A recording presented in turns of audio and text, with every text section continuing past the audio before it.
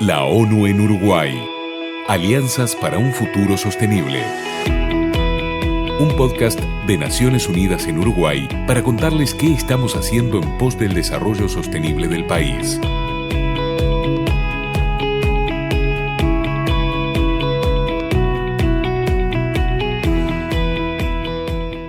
Hola a todos y todas, yo soy José Peralta y hoy, junto a Irina Wilson, tenemos un capítulo intenso sobre el trabajo de Naciones Unidas en Uruguay. En este podcast, que habla sobre las alianzas para un futuro sostenible del país, hoy vamos a conversar del crimen organizado en la región y cómo afecta a Uruguay. Antes de presentar a nuestros invitados, como solemos hacer, les vamos a dar un poco de contexto de este tema tan complejo. Uruguay ocupa el puesto 25 de 142 en el índice global de Estado de Derecho y a nivel regional ocupa el primer puesto de 32 países de América Latina y el Caribe. Actualmente enfrenta una serie de desafíos compartidos con otros países de Latinoamérica, como el tráfico de drogas, crimen organizado, trata de personas, lavado de activos y ciberdelito. El crimen organizado tiene un impacto significativo en la economía y la sociedad, contribuyendo a la corrupción, la violencia, el lavado de dinero y la desestabilización de las instituciones democráticas. A pesar de los esfuerzos gubernamentales, el crimen organizado sigue siendo un desafío persistente en Uruguay y la región, y se necesitan enfoques integrales y de cooperación para abordarlo de manera efectiva. El crimen organizado puede tener un impacto significativo en el desarrollo sostenible, al socavar la seguridad, la gobernanza y la estabilidad económica, social y ambiental, así como los derechos humanos y la igualdad. Es por ello que la cooperación internacional es fundamental a la hora de abordar las dimensiones transnacionales del crimen organizado y promover el desarrollo sostenible a través del intercambio de información, la asistencia técnica y la colaboración en la implementación de estrategias integrales. Precisamente, en 2022, la ONU y especialmente la Oficina de las Naciones Unidas contra la Droga y el Delito, UNODC, apróntense porque van a estar escuchando esta sigla bastante durante el capítulo, abrió una oficina país en Uruguay, desplegando en el país un variado portafolio de proyectos y programas de asistencia técnica en áreas vitales sobre este tema de crimen organizado que abarcan desde el combate al tráfico de drogas, el ciberdelito, el lavado de activos, el crimen organizado propiamente dicho, la corrupción y también la prevención del delito hasta el fortalecimiento de la justicia penal y de los sistemas de tratamiento y prevención del uso de sustancias psicoactivas. De hecho, la Agencia contra la Droga y el Delito de ONU viene trabajando desde hace varios años en el país y ahora se desplegó en toda la región andina y el Cono Sur para apoyar a los estados en el enfrentamiento de las dinámicas criminales y el abordaje de la problemática de las drogas. Para conversar de estos temas, tenemos en el estudio a Mariana Kiefer, jefe de Oficina País de UNODC para la región andina y el Cono Sur en Uruguay y coordinadora regional de ciberdelito para Sudamérica. Mariana, bienvenida. ¿Qué tal? Muchas gracias. Contanos, ¿hace cuánto trabaja UNODC con Uruguay y cómo trabaja con los estados para abordar estas problemáticas que lamentablemente están cada vez más presentes? Bueno, en primer lugar contarles que UNODC viene trabajando ya de hace bastantes años, prácticamente del 2019, con distintas acciones y asistencias a todos los organismos que hacen frente a diversos delitos que se dan y temas relacionados obviamente a lo que es crimen organizado, y hemos abierto oficina acá físicamente en Uruguay, en Montevideo, exactamente más o menos hace un año y algunos meses, con lo cual hay presencia de UNODC en el país. ¿Cómo trabajamos con los estados para abordar este tipo de problemáticas? Como sabemos, crimen organizado es un vector en el cual confluyen diferentes modalidades delictivas que deben ser afrontadas por los distintos organismos de la ley. UNODC cuenta con diferentes programas que se centran, por ejemplo, está aquí presente Luis Ignacio Sigman, que está justamente coordinando, por ejemplo, un proyecto de lo que es drogas sintéticas. También tenemos otros programas que abordan lo que es crimen organizado y el tema, por ejemplo, carcelario. Está el programa global de ciberdelito, con lo cual también abordamos temas relacionados a ciberdelitos. Obviamente lo que es lavado de activos, corrupción y diversas temáticas que son abordadas por distintos grupos y equipos de UNODC en el país. Y trabajan con los diferentes organismos que tienen que ver justamente con la detección, prevención, detección, investigación y enjuiciamiento de este tipo de conductas. Obviamente, como trabajamos con los países, primero obviamente se hace un análisis de cuál es la capacidad que ha desarrollado, digamos, ese país para hacer frente a estas conductas delictivas, también cuáles son las modalidades que se van observando, y esto tiene que haber un análisis también a nivel regional y a nivel mundial, no solamente, digamos, a nivel país. Hoy sabemos, por ejemplo, en lo que es el tráfico de drogas, que tenemos distintos puntos y las cargas van pasando a distintos países, hay distintos países de origen, distintos países de destino y países, digamos, de tránsito. Entonces, la visión, y esa es una de las cualidades que tiene UNODC, es justamente esta visión integral a nivel regional y a nivel mundial de cómo, digamos, se va moviendo en determinadas modalidades lo que es, por ejemplo, crimen organizado. Y eso lo que permite justamente, a partir de la legislación disponible, de las capacidades de respuesta, obviamente que los países vienen trabajando contra estas temáticas hace mucho tiempo, van surgiendo nuevas modalidades y también nos permite ir adelantando las modalidades que se ven en el vecino al lado, que sabemos que van a impactar a futuro, digamos, en el país. Esto nos permite hacer un diagnóstico, con lo cual el programa y el equipo, digamos, de UNODC, que se dedica específicamente a la temática, hace un abordaje específico para lo que es el país.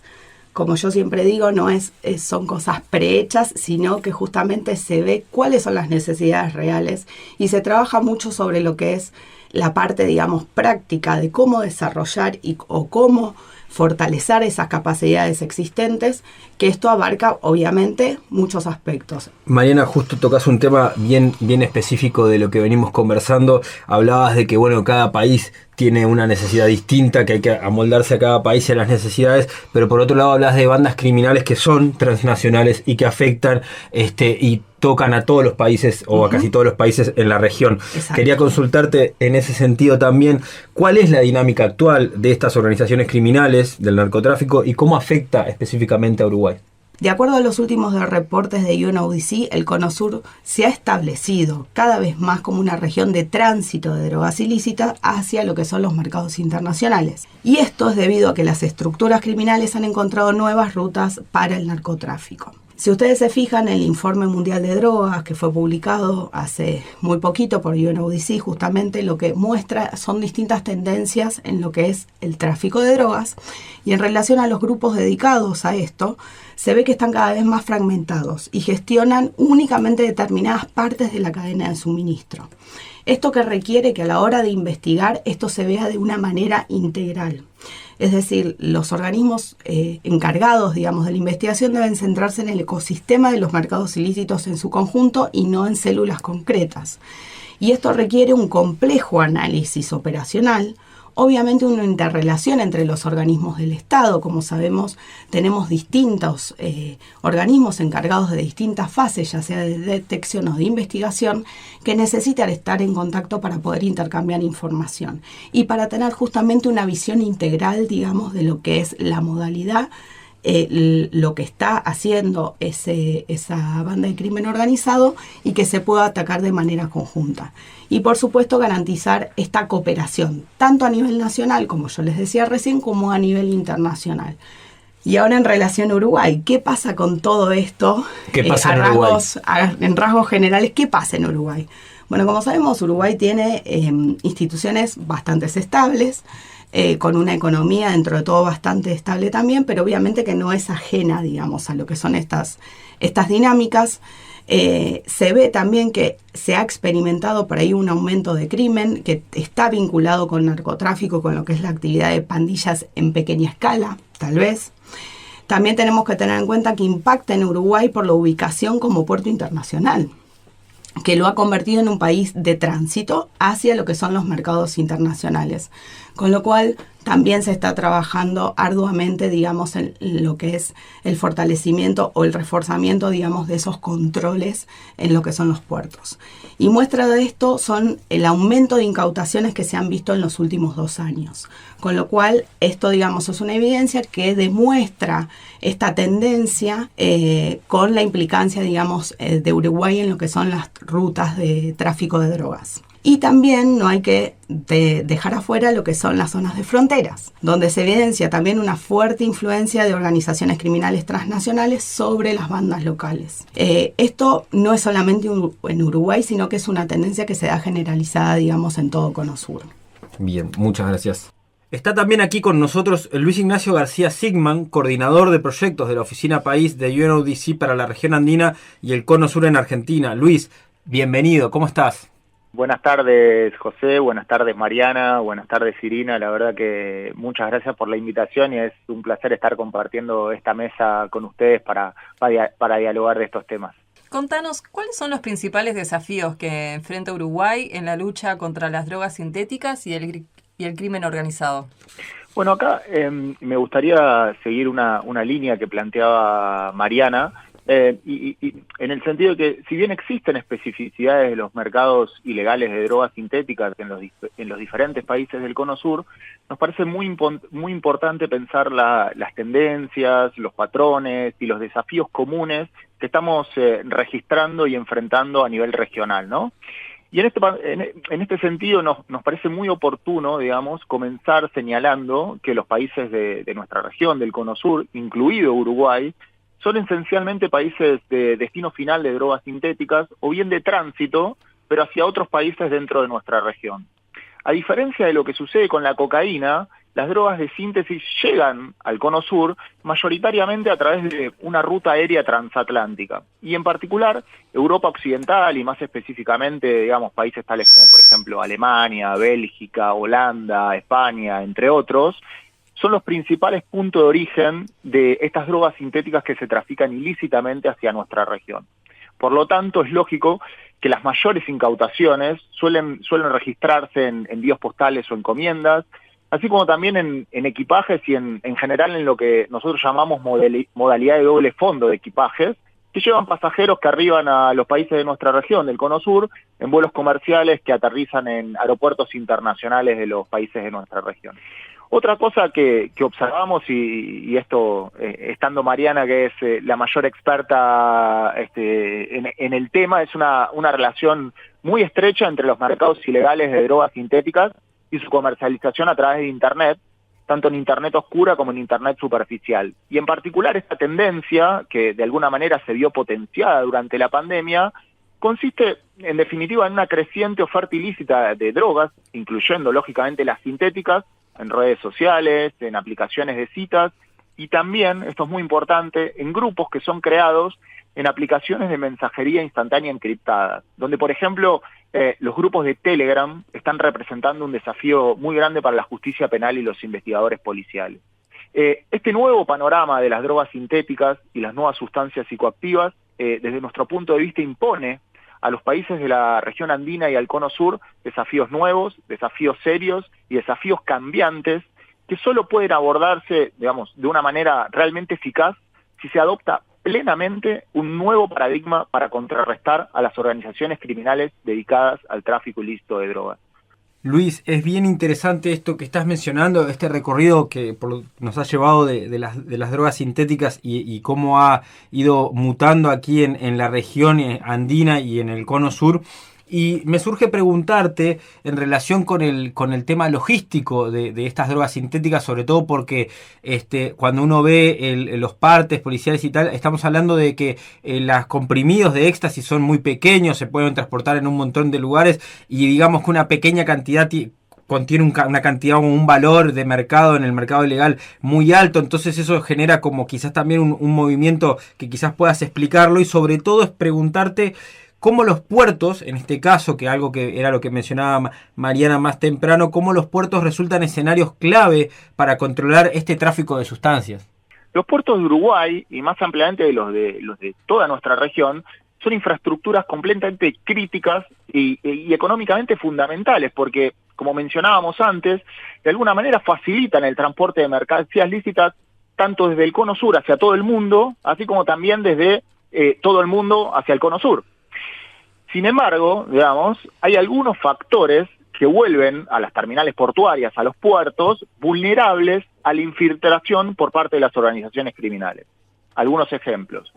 los desafíos que plantea para la detección de las cargas ilícitas el hecho de que año a año se manipula un enorme volumen de contenedores, de los cuales un bajo porcentaje puede inspeccionarse físicamente. Otro ejemplo, la existencia, digamos, de una complejísima red de actores, tanto del ámbito público como del ámbito privado, que tienen acceso a estas infraestructuras portuarias, lo que brinda, lógicamente, a las oportunidades para que, a través de prácticas de corrupción, las organizaciones criminales puedan infiltrar precisamente los puertos. En definitiva, en este contexto, si bien la inmensa mayoría de las cargas que circulan por los puertos de nuestra región es legítima, también es cierto que las terminales portuarias son aprovechadas por las organizaciones criminales para organizar operaciones de tráfico internacional de esencialmente grandes cargas de cocaína que se ocultan en cargas contenerizadas y tienen como destino, por ejemplo, países de Europa, ya sea directamente o con escalas previas en África Occidental. Yendo más a lo que respecta a nuestra región, hay diversos documentos elaborados por nuestra oficina que destacan que las organizaciones criminales dedicadas al tráfico internacional de grandes cargas de drogas están diversificando sus rutas marítimas, así como también están diversificando los puntos de despacho de las cargas ilícitas en Sudamérica. Estos informes desde ya reconocen, ¿no?, la relevancia que siguen manteniendo puntos de partida que son consolidados o tradicionales en Sudamérica, por ejemplo, Colombia, Perú, Ecuador en el Pacífico o Brasil en el Atlántico.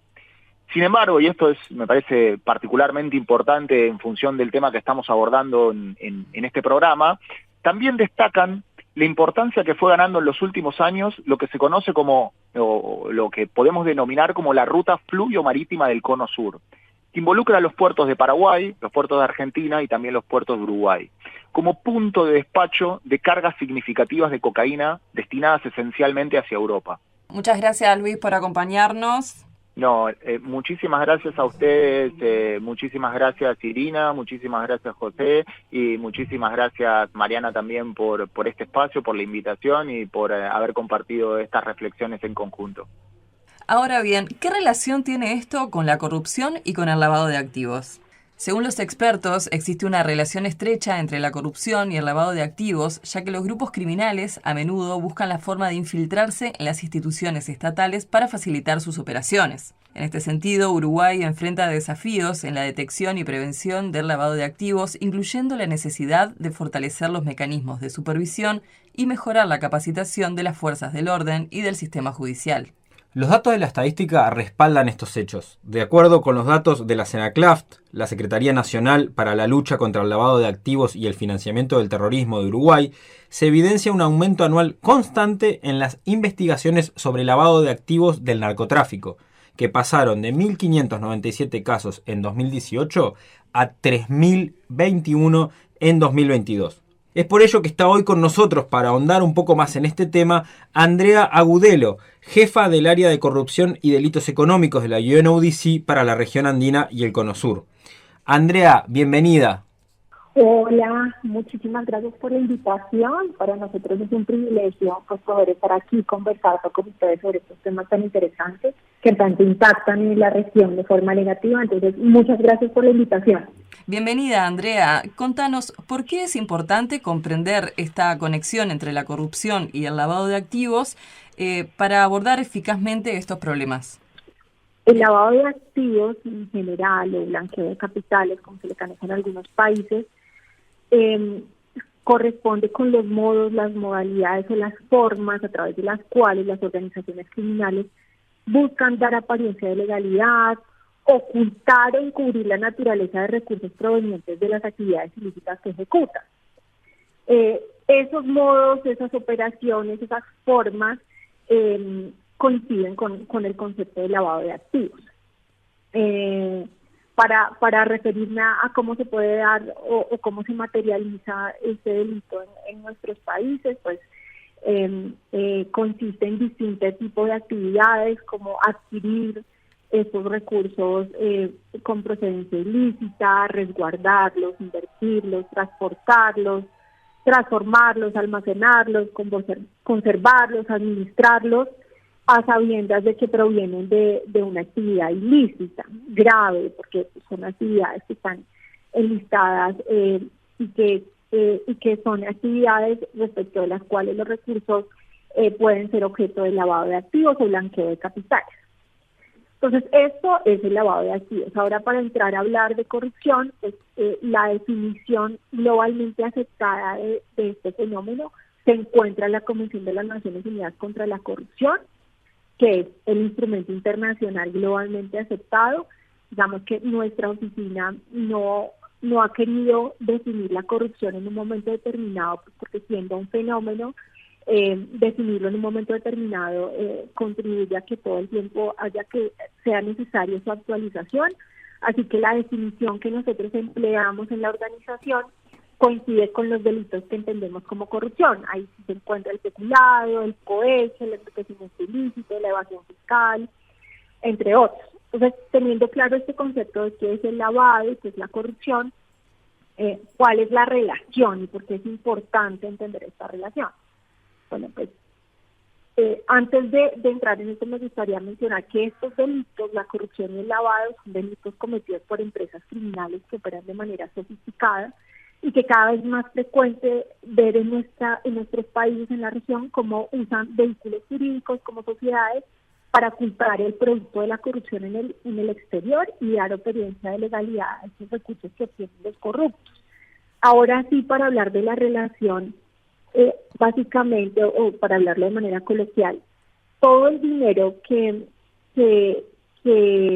ingresa para corromper el aparato estatal en beneficio de funcionarios públicos determinados que abusan de su situación, de su posición como funcionario, ese dinero, para poderlo disfrutar, tienen que ejecutar ciertas maniobras que permitan distraer la atención de las autoridades sobre esos recursos. Y ahí es donde viene el lavado de activos. Entonces, todos los dineros que genera la corrupción deben ser objeto de lavado de activos para asegurar que el corrupto pueda disfrutar de esos bienes. Esta relación entre la corrupción y el lavado de activos es un problema sistémico y transnacional, porque el lavado de activos derivado de la corrupción en muchas ocasiones involucra a sociedades que no se ubican solo en un país, sino se ubican en un gran número de países, incluyendo países que tienen normas débiles en materia antilavado. Te hago una consulta con respecto a eso para orientar también lo que hablabas en esa vinculación.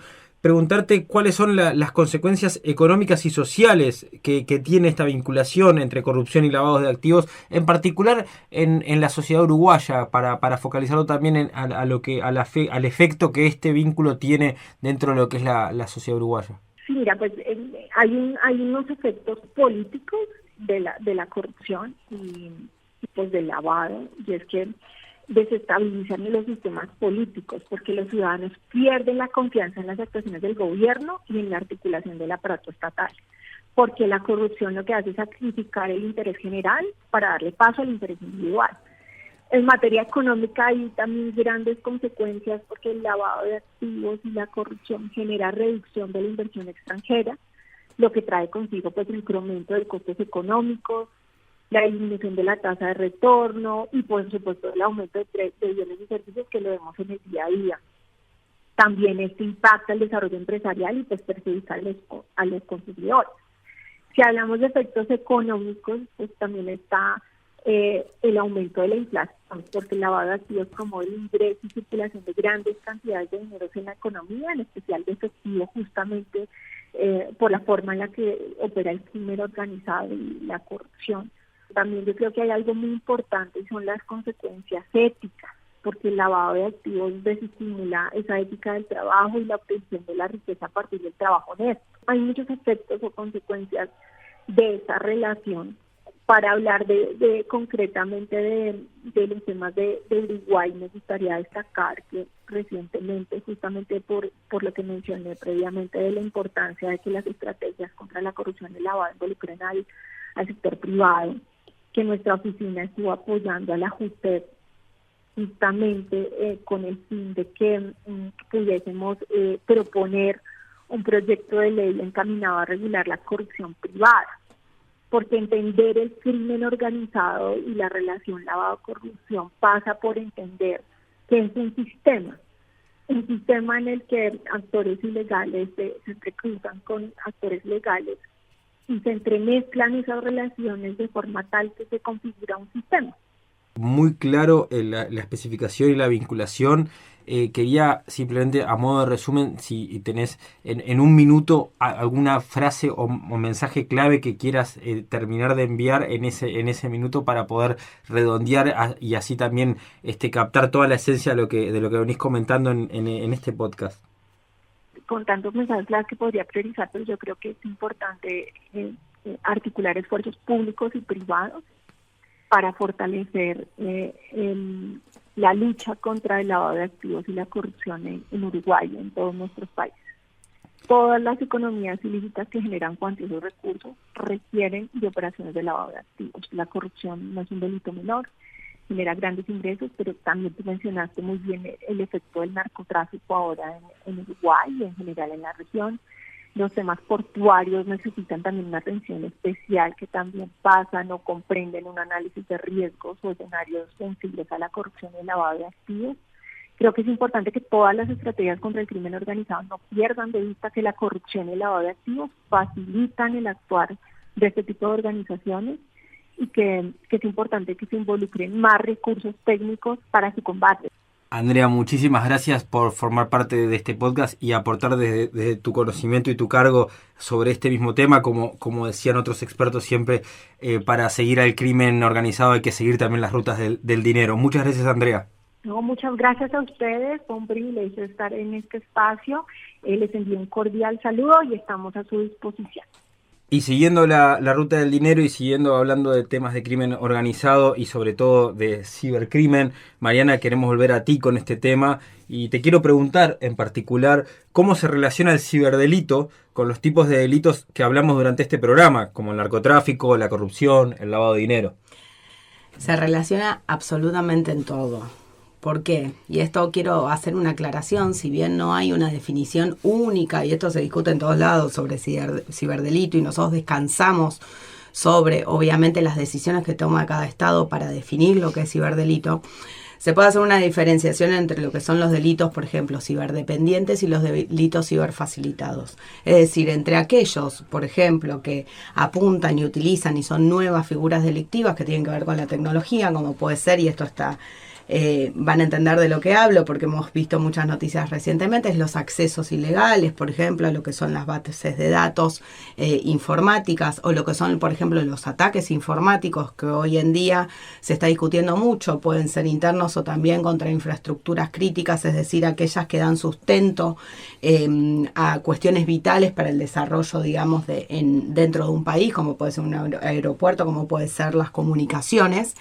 Después, justamente, apunta a aquellas conductas tradicionales, como puede ser el lavado de activos, como puede ser el tráfico ilícito de drogas, como pueden ser cuestiones de corrupción, como puede ser también explotación sexual de niños y adolescentes, pero que si bien son delitos tradicionales y que se vienen investigando y los países están, y Uruguay también, afrontándolos desde hace muchos años, empieza a verse la cuestión ciber en el medio. Específicamente, y volviendo a nuestro tema, digamos lo que es narcotráfico, el tráfico ilícito de drogas, vemos que justamente, y a partir sobre todo de lo que fue la pandemia, que sabemos que hubo una explosión de internet, empezamos a trabajar con la banca en línea, la gente aprendió, la que no lo había hecho previamente, hacer operaciones en línea, transferencias, compras, y también empezó a darse la parte social en línea. Si bien esto ya existía, vemos que hubo un aumento exponencial durante la pandemia. Mariana, contanos brevemente qué papel juega la cooperación internacional en la prevención y la persecución del ciberdelito.